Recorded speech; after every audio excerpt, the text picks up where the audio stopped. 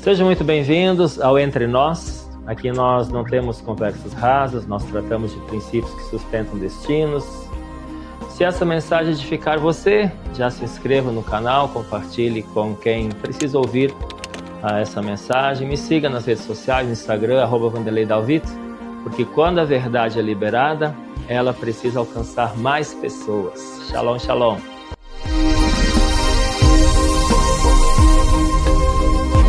Shalom, shalom, estamos aqui com Márcio Tanino, apóstolo, profeta.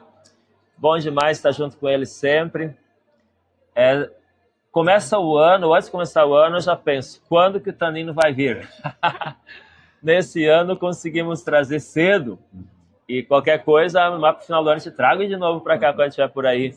Então, Márcio Tanino, nós, como profetas, sabemos da importância do profético nesses dias, sabemos dos erros do profético, sabemos também da necessidade da igreja e da sociedade de ter o profético. Porque até há pouco tempo a gente pensava os ministérios dentro da igreja, profético dentro da igreja. Todavia a gente vê na Bíblia que os profetas, eles ungiam reis, eles delimitavam o futuro de nações. Verdade. E essa também é uma tarefa importante para o profético. Sim. De também ajudar a definir o rumo da nação das nações. Sim. Nós estamos juntos nos 40 dias de jejum, justamente também pensando nisso. Eu gostaria que você falasse um pouco sobre isso, a importância do profético na igreja, a sociedade, como trabalhar com os erros proféticos. Enfim, fica à vontade para conversar um pouco conosco sobre isso. Certo. Eu conheci um profeta, na verdade, que nos discipulou, né? O profeta Amaro, e uma das funções dele na questão profética não era só dentro da igreja. Ele era convidado por prefeitos, governadores e até mesmo em algumas nações ele foi para conversar com os governantes, os presidentes, e sempre levando uma palavra de Deus para essas pessoas.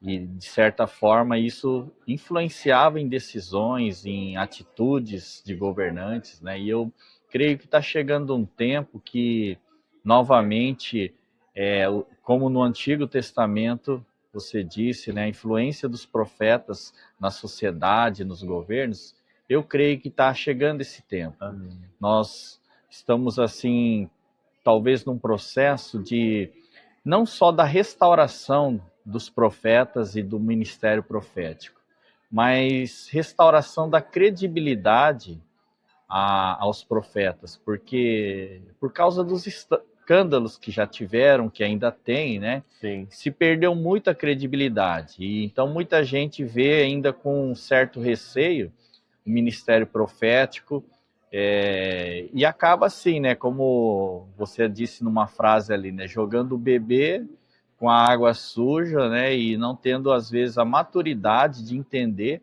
a importância do ministério profético dentre os 5 ministérios, seja para a igreja, ou seja para a sociedade.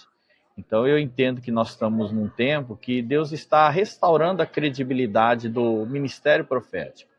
E eu até tinha conversado com o profeta Vinícius Iracete, né, que a importância, porque ele assim, ele é uma pessoa muito humilde e que tem tido um alcance muito grande, né, principalmente no YouTube.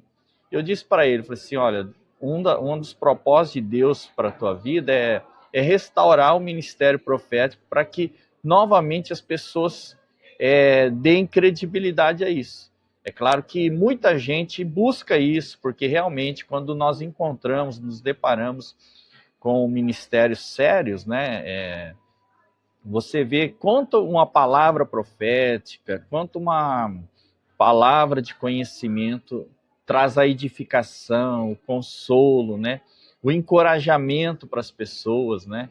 E mesmo em meio a dificuldades, né? Uma palavra de Deus, o quanto isso nos edifica. A gente realmente gosta disso, mas a questão da seriedade também, né? do caráter do profeta. Eu creio que Deus está trabalhando nisso para novamente que esse ministério possa exercer em plenitude, né? E eu creio que, como isso está crescendo dentro da igreja, né? Eu estive num evento conhecido como Bambu, dos pastores. Esse ano o pastor Jetro vai estar com vocês aí, que ele que organiza esse evento. Nós tivemos um momento, ano passado, em outubro, de orar em arrependimento, porque por causa dos escândalos, muitas vezes pessoas começaram a ironizar, né, as questões proféticas, os profetas, né, desonrando o ministério. E é claro que onde há desonra, aquele ambiente, os céus vão se fechar e a manifestação de Deus ela não vai acontecer, né? E porque o Senhor disse, né, quem recebe um profeta no caráter de profeta vai receber o galardão do profeta. Mas devido aos escândalos, houve, assim, por parte de pessoas que fecharam seu coração para aquilo, né? Ficaram mais temerosos, né? Mas é um tempo, assim, muito especial, que eu vejo que Deus está trabalhando nesse sentido, para que os profetas tenham uma voz também perante a sociedade, perante os governos. Estaríamos, inclusive, em Brasília, não como político, mas como profetas de Deus, para orar, para interceder e também para profetizar. Amém. Outra coisa importante do profético é o trabalhar junto, né? Porque sempre há competição, às vezes, em algumas áreas, empresários, profissionais, empresas, igrejas, pastores, e o profético parece que é mais que tudo, assim, uma espécie de competição. Quem tem o dom mais assim, mais forte, revelações. E nos anos 90 era bem forte, me parece, assim, essa competição entre os profetas e não trabalhava junto, né? Hoje a gente está percebendo que os profetas, o profético, o ministério profético, estão trabalhando mais juntos. É verdade. Né? Como você falou sobre o Vinícius Iracete, né? Também estava lá em São Paulo há pouco tempo com ele. E nós trabalhando junto e vários outros.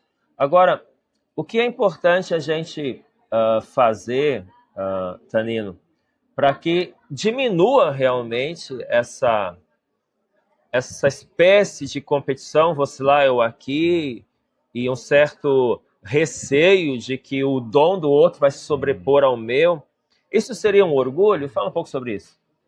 Eu vejo assim, né, que é uma questão mais de imaturidade e vaidade, porque a competição ela acontece quando você não sabe o seu valor e aquilo que você carrega, né? É uma das coisas que eu tenho aprendido muito nesses últimos anos, principalmente ministrando para líderes, né? É a gente compreender quem nós somos e o que nós carregamos, que muitas vezes é diferente, mesmo no contexto profético. Existem pessoas que, vamos dizer assim, são mais proféticas para pessoas, outras são mais intercessores, porque muitos profetas atuam como intercessores, e outros profetas são a nível de nação, nível assim de uma maior influência, mas todos são importantes. Então eu vejo assim, né, que a gente precisa primeiramente não ter vaidade no nosso coração, e você, tipo assim, eu respeitar a unção e os dons que você carrega, né? E saber que eu também tenho o meu lugar ao sol, onde Deus me chamou para atuar. Então eu vejo assim a questão de não ter uma vaidade de competir, a questão do respeito, e eu vejo assim um coração de servo, né? Eu conversava um tempo atrás com o apóstolo Ricardo Wagner, né, e ele falando assim, né, que hoje, por exemplo, né, não é só no profético, é na questão dos conselhos de pastores, aquela coisa, que muitas pessoas estão como um gato escaldado, tipo, se você se apresentar com interesse, de alguma forma você está demonstrando um interesse de alguma forma se aproveitar da situação, as pessoas não vão, elas vão se fechar. Mas se você se apresentar simplesmente para servir e abençoar, as pessoas se abrem para aquilo. Eu tenho visto que realmente é isso que tem acontecido. A gente precisa, assim, sabe, a unidade em qualquer contexto, e no profético também envolve isso, é a gente ter um coração para servir, ser humilde e respeitar um ao outro, sabendo que nós precisamos de todos e dos dons que cada pessoa carrega e vai edificar a igreja. Amém. Não é verdade? A Bíblia fala sobre em parte conhecemos e em parte profetizamos. Sim. E fala então em parte, parcial.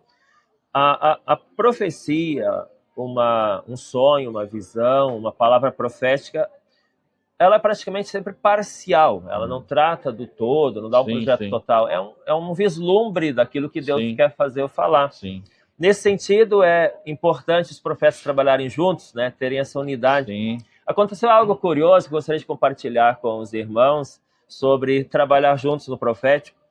Tem uma família, eles estavam passando por muitos problemas financeiros, problemas familiares, problemas de todas as ordens, assim, estavam desestruturados, assim. E ela teve um sonho à noite que um demônio estava tentando entrar na casa dela, através do vidro, cercando a casa dela, e no sonho ela me chamou para eu resolver a situação. Então, ela me acionou e eu fui lá para resolver a situação, no sonho, né? E de manhã cedo, Vinícius Iracete, que 6 da manhã tem a sua oração, citou o nome dela e disse, o nome dela, aquilo que você sonhou essa noite, faça. Só que ela não ouviu, ela não estava ouvindo. Quem ouviu foi o marido dela, e ela não tinha falado nada para o marido dela. E o marido dela disse para ela, você teve um sonho essa noite? Tive. Pois é, o Vinícius Iracete disse que esse sonho que você teve, você tem que fazer. E aí ela me ligou para eu então ir lá orar na casa dela, orar pela família, orar. Deus trouxe revelações fantásticas sobre a vida deles, os problemas que eles estavam passando. E a mudança deles foi tão grande que eles chegaram a mudar de ramo, mudar de cidade. Mudou tudo na vida deles, para melhor. Então foi uma espécie de revelação parcial do Vinícius, outra revelação em sonho para ela. E quando eu estive lá, Deus me revelou o nome também de uma pessoa que tinha feito o trabalho. Então, esse tipo de coisa é importante, né? Sim, sim. A pessoa entender que uma revelação profética, ela é uma parte, mas ela deve buscar ainda mais informações para que isso se concretize. Você concorda com essa análise? Sim, sim. Inclusive, eu tenho 2 amigos, né, que a gente ministra sempre no mesmo evento, e para pastores, né? E eu me lembro várias vezes, mas ano passado teve um momento muito especial. Esse meu amigo é um profeta também, estava ministrando uma palavra. Depois ele me chamou, falou assim para mim, Márcio, pensa num ato profético, né? E aí eu orei ao Senhor, Deus me deu um direcionamento e eu conduzi a parte do ato profético. Ele trouxe uma palavra, um direcionamento e me entregou o microfone para eu fazer o ato profético, e foi assim muito impactante. E eu tenho visto muitas vezes isso acontecer. Por quê? Porque realmente a gente não tem o todo. Às vezes a gente fala aquilo que Deus traz ao nosso coração. E às vezes a pessoa que está ali contigo, às vezes vai complementar o que você falou. E é algo assim tão tremendo, né? Porque você vai vendo o sobrenatural, coisas assim sobrenaturais acontecendo. E eu tenho tido muitas experiências nesse sentido, sabe? E o quão isso tem sido importante para solução de problemas, direcionamentos para as pessoas, né? Realmente a gente precisa trabalhar, né? Como havia na Bíblia, né? Assim, nas Escrituras, as companhias proféticas, né? A escola de profetas, né? E eu vejo que chegou um tempo, principalmente, que isso tem acontecido, profeta Vanderlei, por causa acho que nós estamos amadurecendo. No tempo da imaturidade era cada um por si, Deus por todos. Mas nós estamos vendo, né, que o profeta ele pode ser um cara de Deus, mas ele não pode estar sozinho, tem que fazer parte de uma equipe ministerial, precisa estar assim alinhado com uma liderança sobre a sua vida, para ele não achar que pode andar sozinho nas suas revelações e se perder na história, né? Sim. Você trabalha com ativação profética. Sim, Para sim. você dar uma orientação básica aí, o que você poderia falar assim, 4, 5 pontos rapidamente? Alguém que quer ser ativado no profético, começa por onde? O que é importante para ele trilhar até chegar a uma ativação profética? Primeiro, é a busca pessoal da pessoa, né? Porque a Bíblia fala assim: buscai os melhores dons, principalmente que profetizeis. A pessoa tem que ter o desejo de ela buscar isso, em oração, em jejum, né? O outro aspecto importante é andar com pessoas proféticas, porque uma das coisas que muito tem me marcado nesse tempo, é um texto, e tem acontecido nesse tempo, é o seguinte: existem, lá na Bíblia, quando Saul se encontra com os profetas, ele começa a profetizar. Ele é tomado pelo Espírito Santo e ele começa a profetizar. E aí as pessoas perguntam, estará ele entre os profetas? Não, ele entrou numa atmosfera profética. Uhum. Então, por exemplo, eu busquei muitos anos essa questão profética. Assim, aprender, principalmente ouvir a voz de Deus, né? E orando, jejuando, muita oração em línguas, né? Porque a oração em línguas, ela ativa o nosso espírito para que a gente se torne profético, sabe? E quando Deus me alinhou também com o profeta Amaro, eu vi que deu um up. Por quê? Porque você entra numa atmosfera profética. O profeta, ele carrega um espírito profético, assim como o apóstolo carrega um espírito apostólico e os demais ministérios da mesma forma, né? O terceiro ponto é o discipulado profético. Então, Samuel não sabia ouvir a voz de Deus. Deus estava falando com ele, mas ele não sabia que era Deus, nunca tinha ouvido.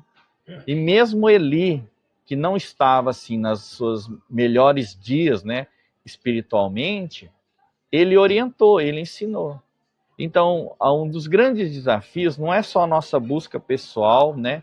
E quando eu falo andar com os profetas, é com pessoas que vão nos discipular.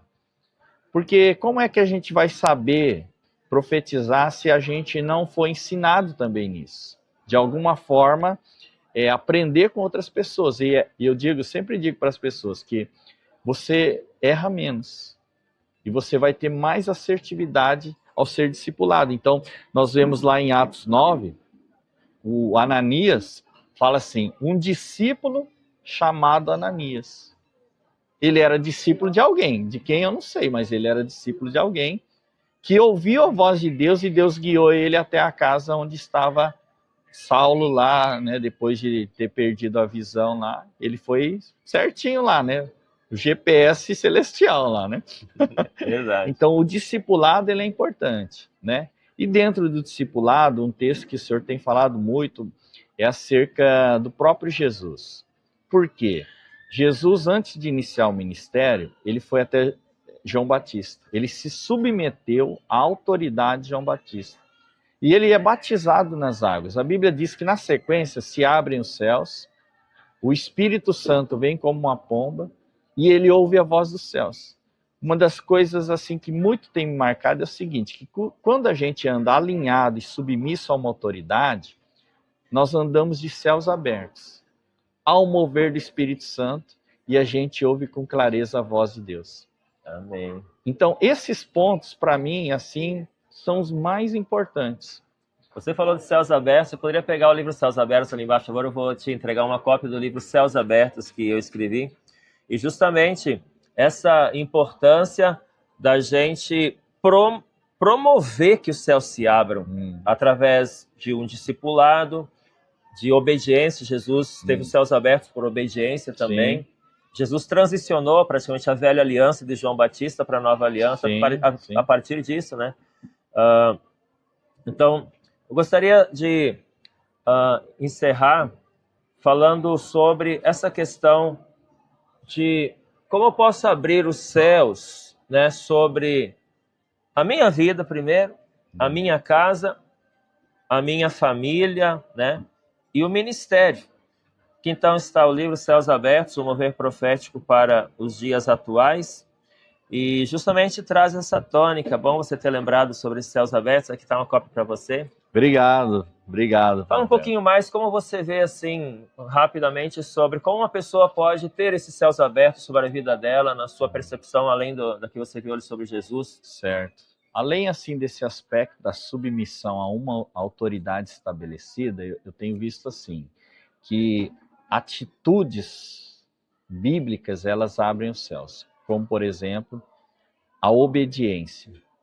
Está lá em Deuteronômio 28, né, que fala que aqueles que guardam os mandamentos, né, vem uma série de bênçãos. Uma dentre elas é que os céus estarão abertos. E o contrário é verdade, ela também fala que os céus de bronze. Na desobediência. Olha aí. Então, a obediência a Deus, a obediência às direções, por exemplo, do Espírito Santo, faz com que os céus estejam abertos. Uma outra coisa que eu vejo que abre os céus é a adoração.